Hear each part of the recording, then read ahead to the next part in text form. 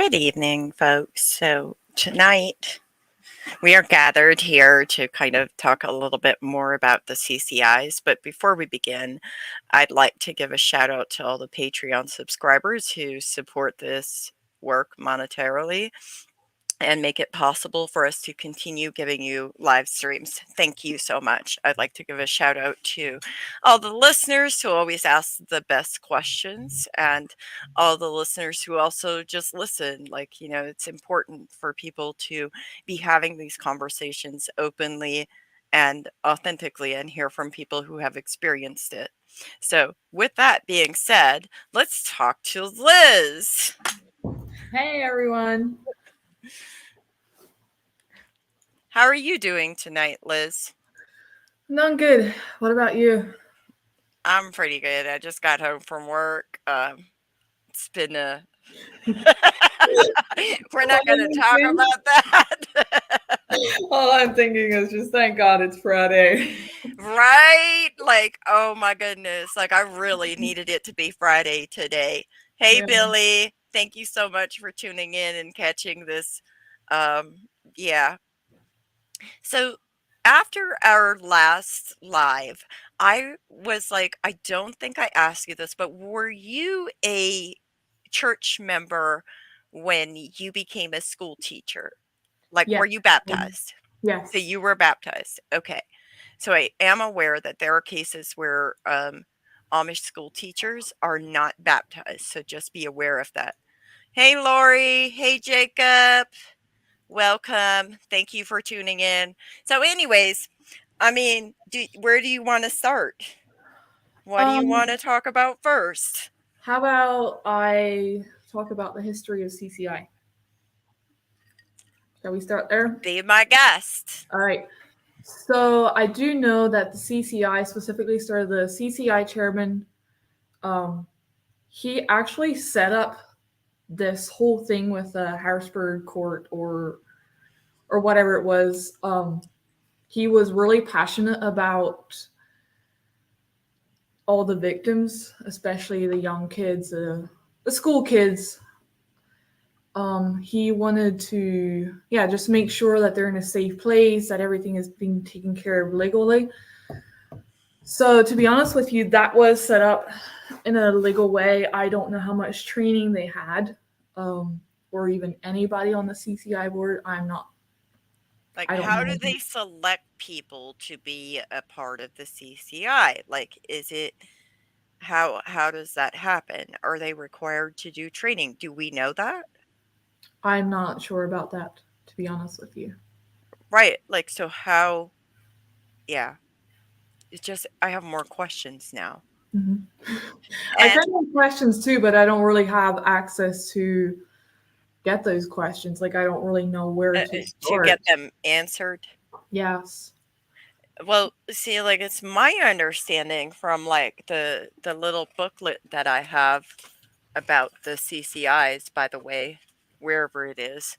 I have a little booklet about them that talks not even just CCIs, but like the restoration teams and the other teams that exist for this purpose, right? Yes. And they were started originally, it's my understanding, they were started originally by the Old Order Mennonites. That was the original ones, right? Okay. And then some Amish people also really were passionate about trying to find Yeah. support and help for the survivors of crimes, right? Yes. And then they went ahead and modeled it after the Old Order Mennonite CCIs. Like for like all intents and purposes, they can have all kinds of different names, but it's typically we're going to use the term like CCIs or committees or whatever. It's a group of men who are assigned, and what we need to know is, one, how are they assigned? How are they chosen for that role? Two, what type of training do they have? And three, does the ministry have oversight of the CCIs? They do now.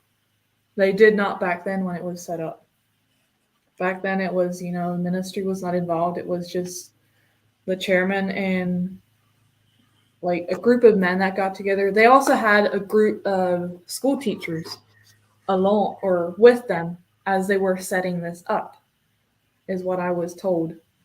And one of those school teachers actually did a topic at a teacher's class about it right after they set it up. So that I don't know how many years ago that was, but they haven't ever had a school teacher do one of those topics when I was involved as a teacher. And Wow. yeah, with the ministry being involved now, the CCI chairman really has his hands tied with how much he can report because the bishop's got a hold of it. So are you telling me that originally the ministry did not have oversight? The bishop had no control over whether or not they called the child line, right? Nope, I did not. Okay. To be honest with you, I don't even know how the ministry got involved. But now somehow the bishop and the ministry will tell the CCI if they're allowed to report to Childline. Mhm. Yeah. Like that's the part That, that upsets me because I'm like, but these are victims. These are little kids who deserve to have justice, who deserve to have a good life. right, they deserve to have access to resources, Yeah. support, trauma informed care when they've experienced traumatic events. Like Yes. there's just so much. So much. Yes, there is. And so, one of our listeners asks, "Do you know which year the head chairman set up the CCIs?" I do not. I don't know either. Um, and then there's another comment that's kind of big. Mennonite school teachers sometimes are fired for just not being a member of the right congregation that they are teaching at. Wow, c'est short. Yeah. Ministry being involved means that by law, the minister must be calling a child line number, correct, Mary? Well, that depends on the state, Ruth Ann. So, like in the state of Pennsylvania, I believe Sasha is listening. If Sasha could answer that question, I would greatly appreciate it. But in the state of Pennsylvania, it's going to depend on the state's laws on mandated reporting. If ministry is required, if they are looked at as a mandated reporter, then they are required to report any suspected child abuse. There's no if it happened once, if it happened twice. There's no distinction between whether it happened one time or it happened 3 times. If they suspect any kind of child abuse, they're supposed to report it. Yes, they are. Sasha says, I'm having trouble with the video feed. I mean, is ministry, do you know if ministry is mandated to report in the state of Pennsylvania?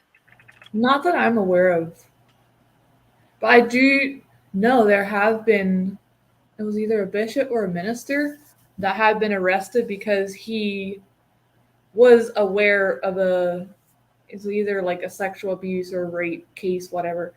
And he did not want them to go to the cops about it. So he was arrested himself as well for not reporting it. So Okay, so I they do not are, know if, but if he wasn't a mandated reporter, then they wouldn't have been able to arrest him for failing to report. I guess not. I don't know if they need to legally sign That's papers for that or mm-mm, honestly, they mm-mm. should. No, like, for example, like when, like I hold a position where I'm like a mandated reporter, right? So, so I don't have to sign paperwork saying that I'm a mandated reporter. Okay. Right. Okay. Like if I hold a position where I'm a mandated reporter per state law, then I'm a mandated reporter. If I suspect that child abuse is happening, I am required to report it Okay. to the appropriate civil authorities. So to recap, they've been around for about approximately, like, do you know what years it started, that the CCI started in like your community? I do not. It's been quite a few years, definitely.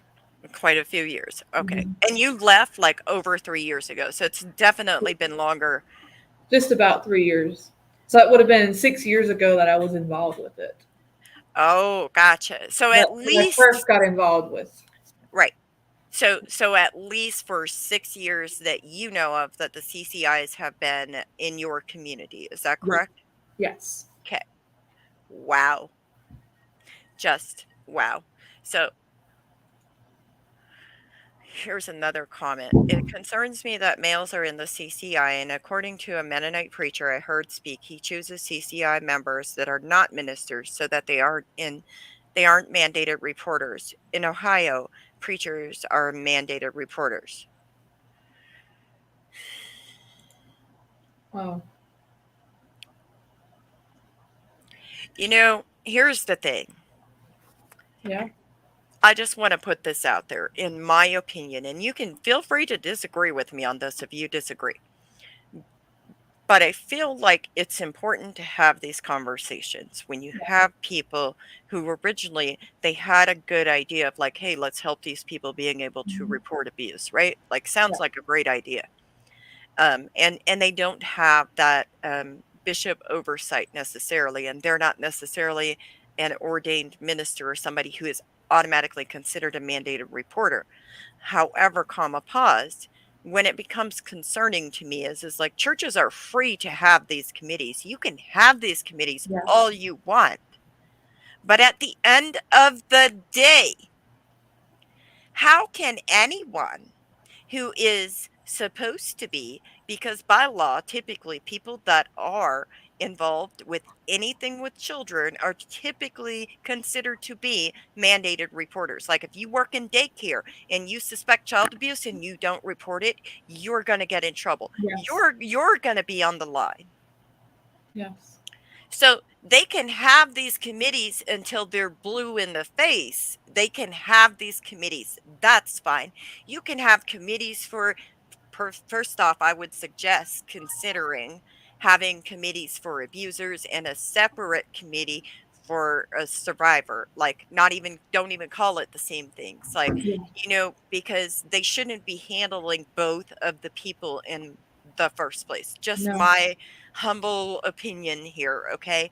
Second off, you are absolutely allowed to have that, but you are not allowed to sit there and be somebody involved in childcare or in a ministerial position or in any form of what the law says is a mandated reporter and not report any suspected abuse. Yeah. I agree with that. So, oh my. Oh, here is Sasha saying, how can you have any person on a committee involving child abuse that's not a mandated reporter?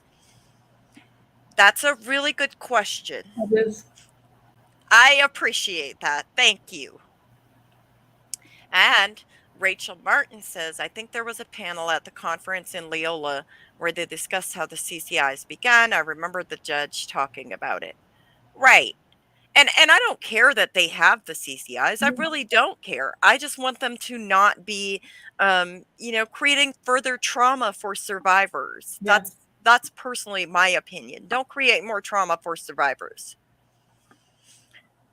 And Rules for I don't think like the CCI chairman is creating more trauma for them. It's more he's frustrated because he can't report this stuff because the bishops don't want him to.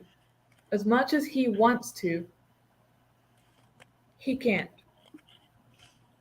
And I guess he just So where would you I, say I don't know why he just doesn't. So where would you say that the creation of more like, lack of access to appropriate resources and, even reporting, which is Yeah. the law, like where do you say that that comes from? Because to my understanding, what I'm hearing is that it's coming from the ministry, the bishop. Yeah. And I feel like his thing is he's not reporting it out of fear. There's so much stuff not being done in the Amish culture or any religious culture of some kind is because of fear.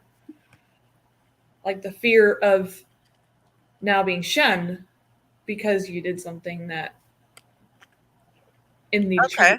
in the church's eyes you shouldn't. Mm-hmm. Let me read this comment real quick Okay. and then ask me about the consequences. So, rules for who has to report and where to report vary by states. Each of us need to learn our own state laws. That is correct. Yeah. 60 years ago, that you, Liz, were teaching school and involved in CCI committees. That's good to know. Thank you. Okay. Now, So, about the consequences, oh, let me ask you this. right? What is the potential if the CCI men are being told by the bishop, do not report this to Childline, and they did it anyways? What are the potential consequences of an act like that? I feel probably shunning. Would they lose their position on the CCI? Is that a No, possibility? I don't think so. No, but they would be shunned. So how could they continue to hold that position if they're not supposed to be talking to people unless they're not shunned? I imagine probably when they rejoin the church, they could keep that position, which is usually how it So works. so they would be unable to function as a member of the CCI while they're shunned, but when they get taken back up, because maha Yeah, forgotten me in Geduld halde, spreche was das Sort draus noch bist du her. Yeah. I have no idea what you just said. Oh, in our church, I'm not that Dutchified. I can tell you. Okay, so when it's it's the little thing. So, um, when they get taken back up in front of the church, like, so first off, after you're shunned, for those who are unaware, then in many churches they're required to do a kneeling confession in front of, like, for us it was in front of the men in view of the kitchen, so like you could, the men and women that were all baptized church members, they could all see this happen, and you would get on your knee and assume the knees and assume the position, and you would say, "Kann bekennen Sie fehlt hab, Gott nicht mehr Geduld halten, spreche besser Sort draus, noch bist du her." There you go. I've That's never it. heard that. Oh, that was standard in our church. Okay. Yes, yes. So anyway, so like I know that it can vary for different churches on like their practices and how they do it, but like that was the standard in my church. Okay. I So know like, that there's usually a specific phrase that they need to say, but I've never heard it. Like I was never involved in cases like that. oh well, I've never said that I was a good Amish person. Okay, Mhm. I'm one of those that was in front of the church on my knees. I never had to do that. Well, I just wasn't good enough. I mean, really, I mean, I just did some things, okay? Well, I'm sure if I would have been in your community, I would have had the two. But yeah, my church, I'm the church that I was with, wasn't that strict, or they just kind of let stuff slide a little more. Or people just didn't find out and didn't tattle, or yeah. oh no, there was tattling. CCIs need to come after the law is involved. We need direct law enforcement, direct involvement directly to the women, teens, and kids. The bishop would be silenced or excommunicated if he calls child line. Liz, is that what I hear? I don't think that's exactly what we said. I think we No, said that the CCI chairman, so you have like the CCIs and the ministry, right? And yeah, originally the CCIs were just over here and they were doing their thing there was without Englishman. without say that again? Yeah, they were like doing their own thing. It was they Right. started it up and they had the passion of being there for the victims, making sure they receive justice. Mm-hmm. And then it changed somehow along the way to where now the bishop has oversight. So now it's more like an umbrella of like the CCI Mhm. is here and the bishop is over here, like up Yeah, here, like taking charge of whether or not the CCI can report to Childline. yeah, And that's for this specific committee. Like, I'm not saying they're all like that. I'm saying be aware of this, right? Like, yeah. Yeah, I only know information about that specific CCI committee. I don't know any of like the Mennonites or right. other communities of the Amish. So then I asked the question of Liz, like, what would potentially happen to that CCI chairman if he reported the abuse against the bishop's directions? Yeah. I feel like he would be shunned or something. I I feel like that feeling is valid. But Hmm. I also feel like, anybody that holds a position like that should be a mandated reporter Yes, because like you just like one like we all know that crimes, especially sexual violence against children, is like completely underreported. We know yeah, that. We know why it's underreported too. Because look at what happens. If you just look at what happens to the people that do report, there are people that literally look at that and say, "This is why I will never report." yeah, And two, like if children are actively being abused, that should be reported. Like, if you yeah, suspect that that is happening, that should be supported. yes. Like, that should be reported. That should not just be the bishop decided we're not going to do that today. No. So technically, like the teachers are supposed to report that to the CCI, and then they are supposed to go to the law with it. But I guess with the bishops and stuff involved, it's not happening that way.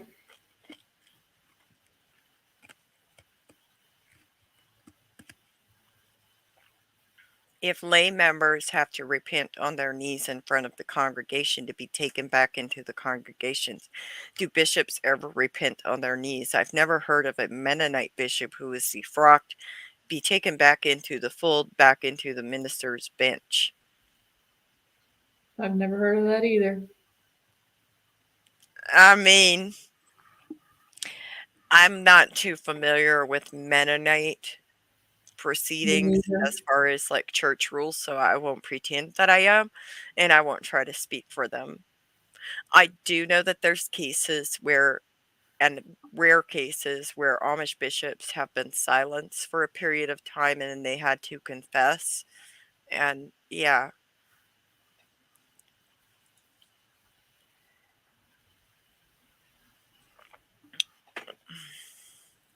if the CCIs are deciding, well, I just feel like there's a lot of, I don't know. What do you think? There are definitely a lot of cases that do not get reported. Why? Let's just say they don't know how. Like when I did these classes, they so basically like they told you if you're suspicious of something, you need to tell the CCI, but that's the only thing they said. They never went into depth with, further explanation. Like I would have loved to have a further explanation about like how far. I'm trying to think how I was going to say this. Like how long you wait until you actually say something, or how long you just kind of wait and see, or if you're suspicious about it until you report it. Because I do know that there have been teachers that did go to a CCI member that was just a bunch of really, really nothing. Hmm. So I feel like a lot of teachers don't specifically know So, exactly to exactly what to suspect or how I want to say that. well, so would it be possible, and this is just me thinking out loud, because, we made these wonderful booklets that are called How to Report. Oh yeah, Like, would it be possible to, like, somehow distribute those to, like, the teachers in that community, do you think? Because, like Sasha is saying, because Sasha's still commenting, right? She yeah, said the CCI is not childline. not That is very correct. Almost all religious communities have a panel or committee that addresses child abuse. All must report to Childline. The other thing is that teachers are also mandated reporters. yes because they signed that paper. Oh no, not even without Oh, signing that without paper. signing, yeah, Without signing that paper, as a rule, teachers are mandated reporters because they are in a position of trust with children. yes, So it doesn't matter if they sign that paper or not. It doesn't matter if they get that training or not. They're still considered mandated reporters. yeah, So if they're reporting it to people who then, yeah, confirmation of you don't have to sign anything. yeah, So if they're reporting it to people who are saying, well, we're not ministry, so we're not mandated reporters, but they're still, um, yeah. Whew. How you feel about that? I don't know. I just feel as long as these bishops are involved, we're not getting much further. So let's kind of switch gears a little Yeah. bit, because there's no point in beating a dead horse. We've said what we had to say. We've talked about what we had to talk about, right? Yes. Yeah. So let's talk about the whole why would we talk about this publicly? Like, why wouldn't we go to, like, would you go to the chairman of the CCI? Like, why talk about this publicly? The only reason I would go to the chairman of CCI is, um, I guess, just wondering in what way I could help him or ask him what kind of resources he wants, or just, yeah, to offer a little more resources to him. Other than that, I wouldn't like go in there and just try and take over or just be like, look, if you're not legally trained for this, then you shouldn't be doing this. Because he did set it up with Harrisburg, or like Right. in the Harrisburg court or whatever. Yeah. But if he doesn't have the information that he needs to understand things, like, you would be a fan of, like, giving him information to help him understand these things, right? Mhm. Yeah. However, like, why talk about it publicly then? Why I would we? feel like so many people aren't aware of that there's actually a committee like that in the Amish culture. Everybody is just like, why isn't this stuff getting reported? You know, why are all these children being sexually abused and nothing's happening? These men aren't getting arrested, these perpetrators or whatever. And that's partly the reason why, is because they lack the resources, plus they're not reporting it. Well, then they don't necessarily, and I'm not saying this, like, people can have good intentions, right? Yeah. But if they have a lack of access to actual appropriate information, or even understanding of the appropriate information, that can lead to things being covered up. Yes. So, yes, Liz, you are absolutely correct about people not knowing about the CCI. Yes. Yeah. And so, to me, I feel like it's important, me personally, I feel like it's important to talk about it publicly, to raise awareness so that people who are like, I know that there's DV Yeah. advocates that listen to some of the stuff I do. I know that there's mental health providers who listen to some of the stuff I do.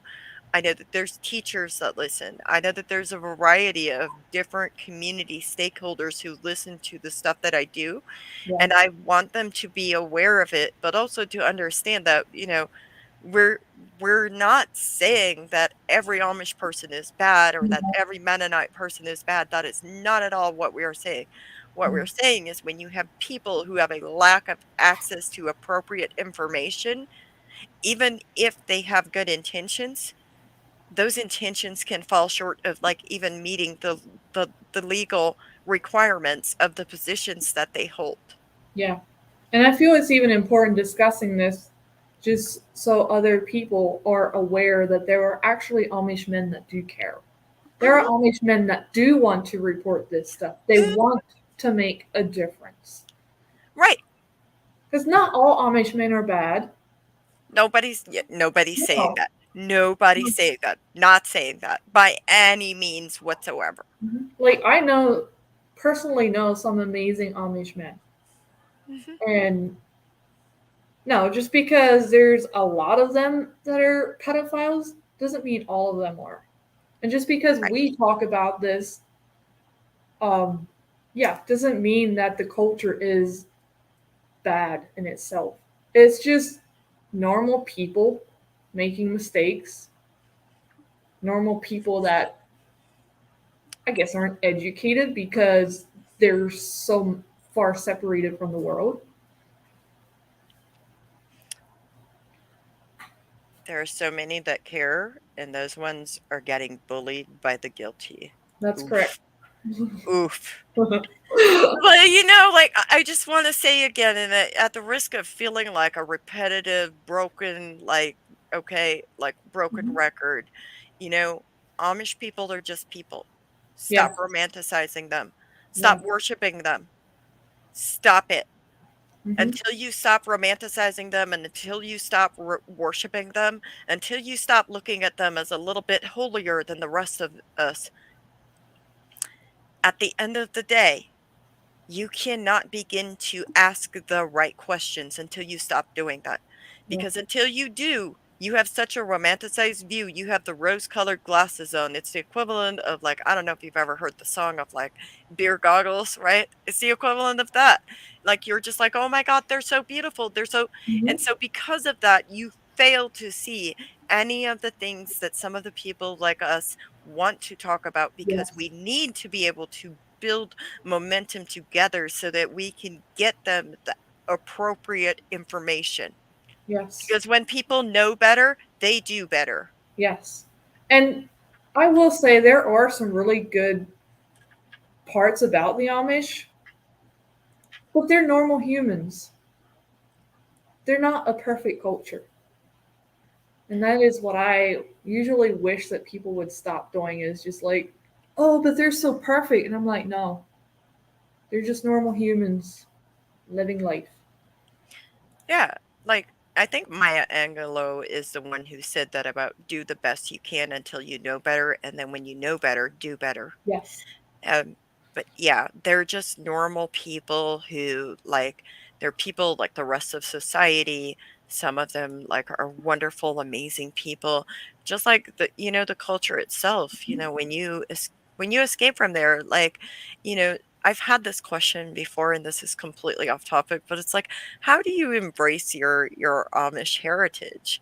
And it's like, I feel like that's a very personal thing for everybody. Yes. And it's okay for it to be different and very Yes. differently, like, it's okay. Yeah, totally.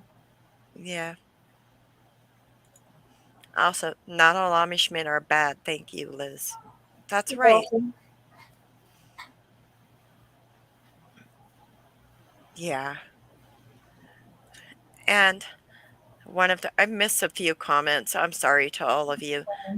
One of the committees I know the most about law enforcement have worked and worked and worked with them to try to educate them.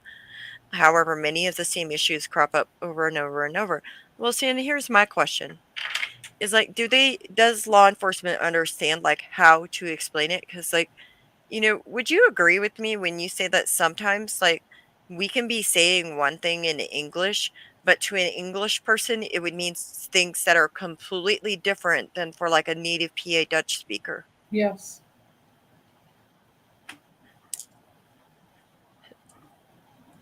And I'm not excusing it by any means. I'm just saying, like, I think the language barrier is more significant than people realize. it definitely is. Okay. Do young female teachers know what significant signs to cause them to question is if abuse is happening?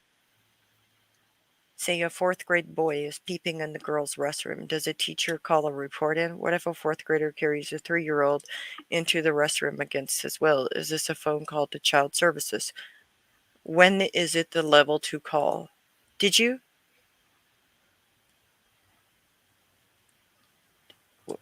It's on you. Did you know? I did not know. No. And that is, these are some of the questions that I wish they would answer, because then the teachers would understand what to look for, like exactly what to look for. Like there is information in those CCI papers about what to look for, but it's just like the basic stuff. It's not, it doesn't go into depth like I feel it should. Gotcha. Gotcha. It's really interesting. Law enforcement doesn't have any idea. I am talking from personal experience. I can believe that. I can believe that too. That's why I'm pushing for education. Good point about the language barrier. I'm going to talk to law enforcement about that. Yeah, because I feel like, okay, so when you consider everything that we have learned, right? So I've been to 3 different Amish abuse awareness meetings. Okay. And at the very last one, I carried a box of 250 how to Hmm. report booklets to the front of the room and put them on a table. And at the end of the day, and this is with permission of the Amish men in charge of the meeting, Okay. after they reviewed it, I carried it up there, put it up there, and at the end of the day, most of that box was gone. Wow. But why is that? And I feel like it's partially because of the way that it was written and the way that it came out is it came out better because of all the plain people and all the Amish people and all the ex-Amish people and all the ex-plain people and then the other people like the DV advocates, like all those people had to come together. Like about 20 people worked on those booklets, right? And Okay. so when they all came together and then wrote it so carefully to make sure that it's understandable to native PA Dutch speakers, I think that's where the big disconnect is. Yeah, I would totally agree with you. And I feel like law enforcement doesn't always necessarily know how to educate them because they come from such a huge difference of cultures and beliefs and just in general. Right. It's like you live in a different country inside of America with a little knowledge of the exterior world. Yeah, definitely. Certified independent translators. Yes, that is what we need. That is what we need. Yes. And then, in addition, we had a special ed teacher. Yeah, we had a sped teacher, a minister, and others helping. Yeah, like there's so many people. I can't even begin to describe it. If you're curious about it, go find the document that talks about the people that contributed, because some of them were okay with publicly being affiliated with it, and others were not. Either way, it was fine. I'm grateful for their contributions to make that happen because y'all made it happen. Yeah, and those resources need to be available. Yep. Some preachers said bedwetting is a sign of sexual assault. It can be, but bedwetting all alone is not a reason to call child services. There No. need to be no, right. And that is true. Thank you It for can that. be a sign. Yeah, it can be. yeah. So, anyways, got anything else you want to talk about now? Hmm. Kanskje man blir ready her. You can't buy. Yeah, I understood that.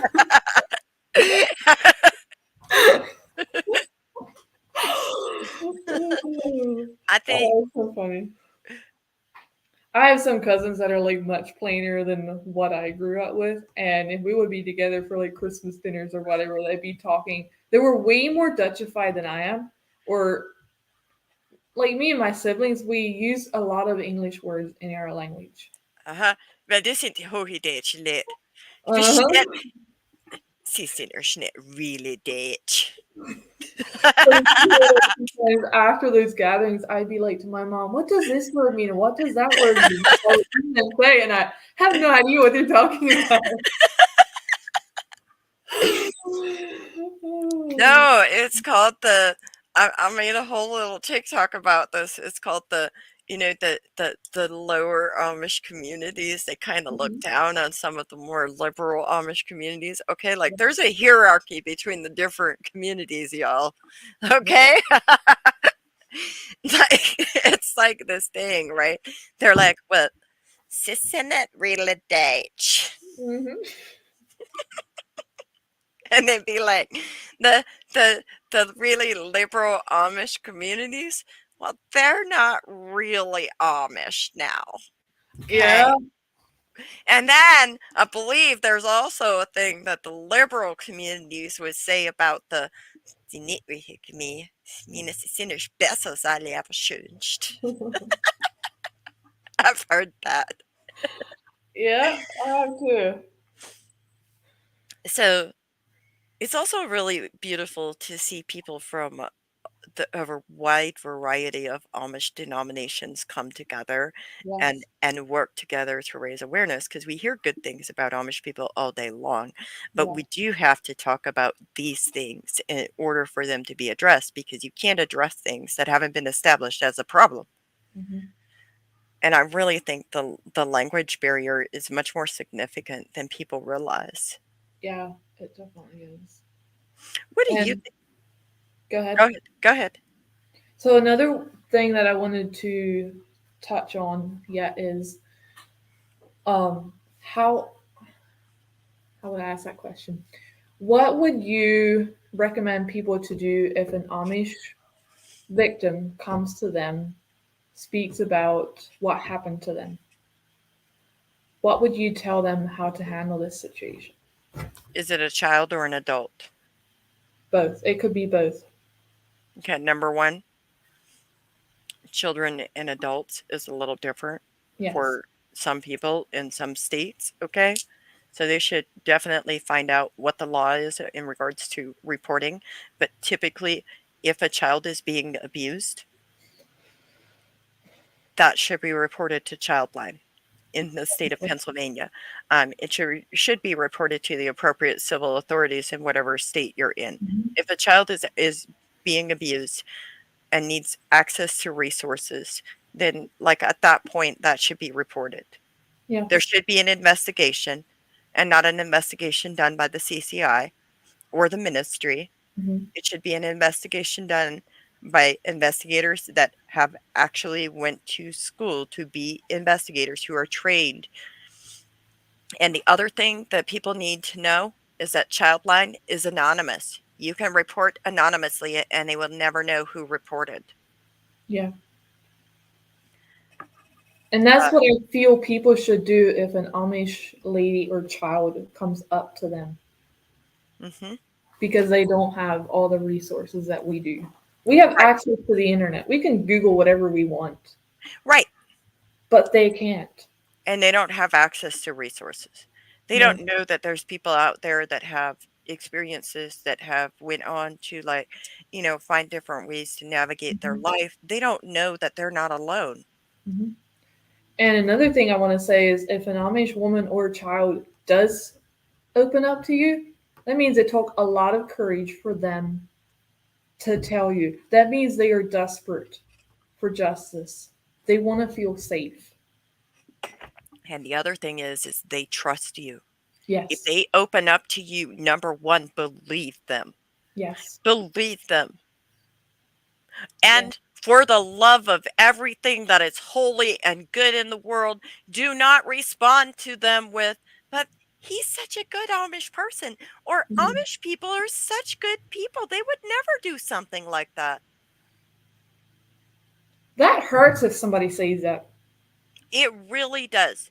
And I don't care who it is, if they are disclosing to you and they're an Amish or plain survivor and you respond with something like that, you need to take yourself right on out of that person's life because that Yep. person deserves better in their life than that. Yes. And not just that, it's you're like manipulating them. You're forcing them to shut down.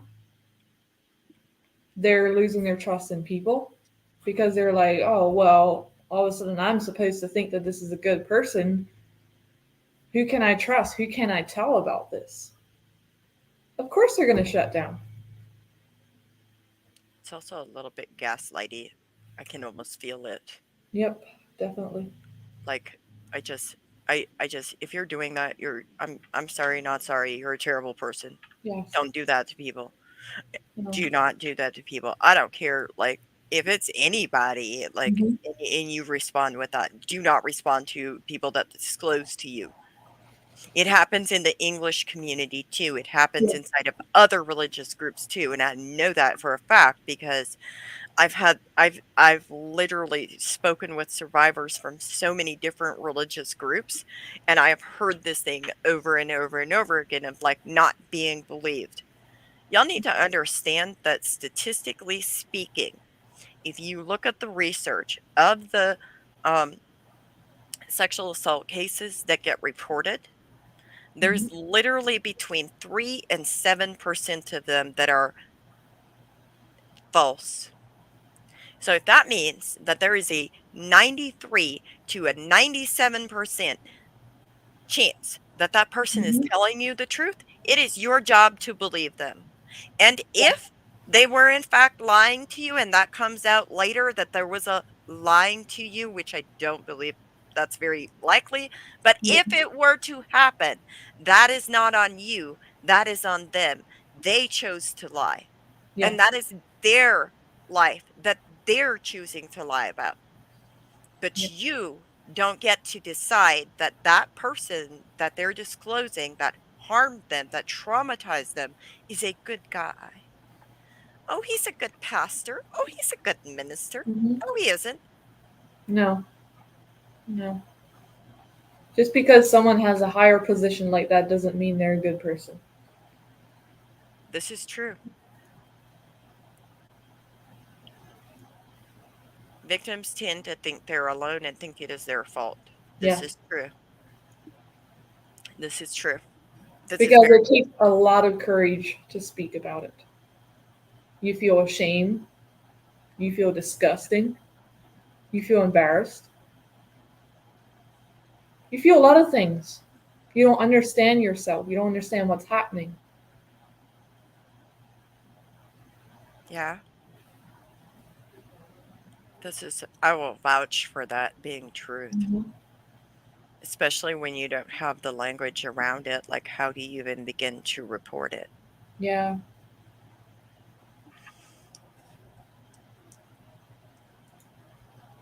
Yeah, 3 to 7 out of 100 reports are false. You don't get to decide if it's true or false. This is true. Yep. And the other thing is that, again, like the majority of people are not lying about it. No. So when somebody trusts you enough to disclose, you need to provide support. Hmm. And if you can't provide support, please, please, for the love of everything, reach out to people who can provide support. Even if you find them the line for the National Sexual Assault Hotline, something. Yes. And you don't need to. You don't need to find specialized resources for people just because of their religious beliefs. Mm. Go find your local domestic violence center. Go find your local crisis center. Yeah. Go find your local DV advocates. And if they won't help you, please reach out to somebody who can help you. Yeah, I totally agree with that. I'd bend over backwards to help somebody. Hmm.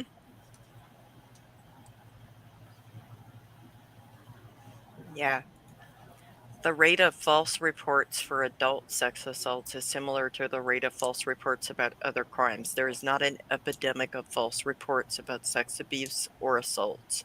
This is true. Mm-hmm. Whew. That's a lot of stuff we talked about, Liz. Same here, Liz.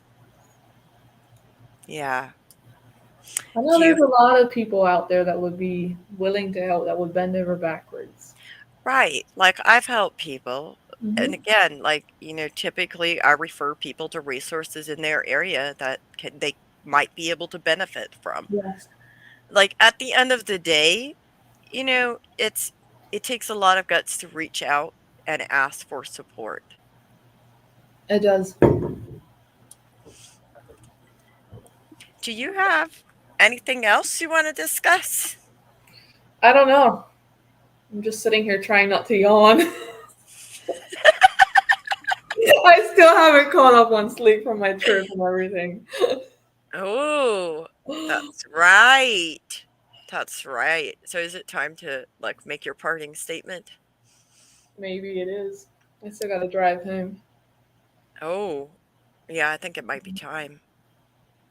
You got any parting thoughts for people? Um, let's just say if you ever have any questions, feel free to reach out.